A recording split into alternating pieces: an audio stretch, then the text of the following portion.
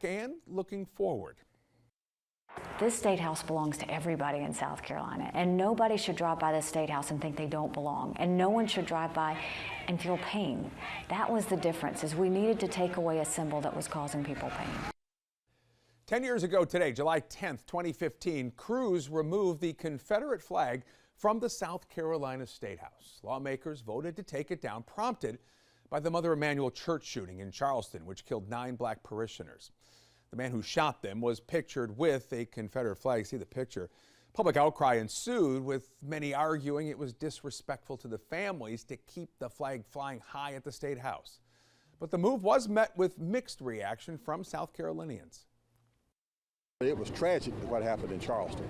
Very tragic. I mean, he was a deranged person, but the flag didn't do it.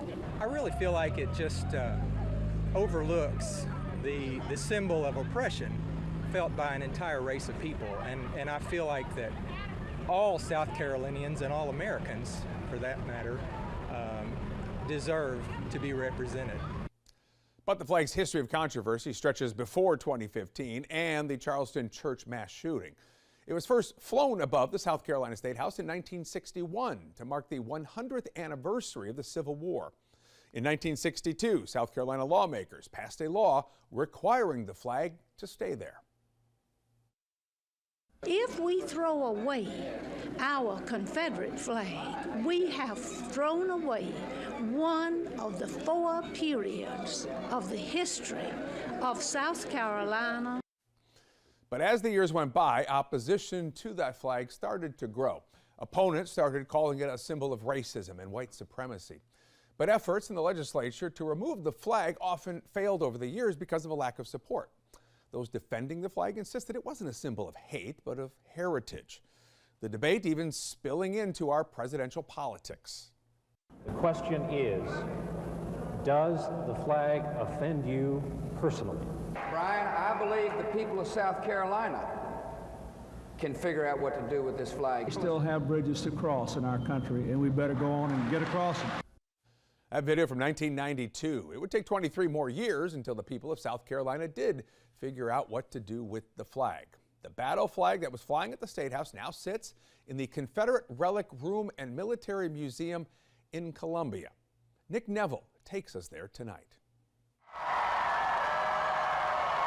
There's all sorts of side, some not very pretty, about the Confederate flag.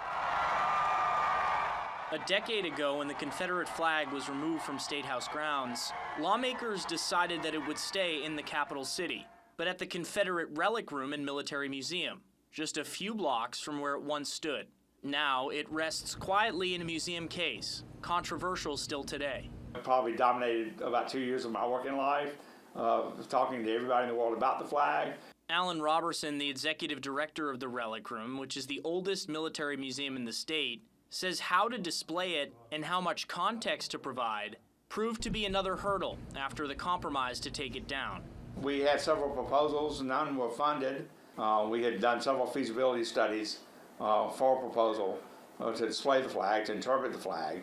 One idea was a comprehensive exhibit telling the flag's entire history, from its origins as a battlefield marker, how it was viewed during Reconstruction, to how it's been co-opted by various racist groups and seen as a symbol of white supremacy. I think the best proposal, we could have really explained all the significance on all sides of that battle flag, why it meant so much to some people, why so many people hated it. And we were equipped to tell that story. Without financial backing from the legislature, it sat in storage for years, until the museum decided to mount it here, behind glass, next to a small plaque. We decided the easiest thing was to just put it on the wall and let you bring your own interpretation to it. A museum grounded in military history. Robertson acknowledged this is more of a political and social artifact. The flag, no longer a centerpiece, but a representation of the state's evolving identity. It's a reproduction flag, but it doesn't decrease the symbolism of that flag for a lot of people, for all South Carolinians, for African Americans, for heritage groups. Nick Neville reporting tonight. Coming up next here on your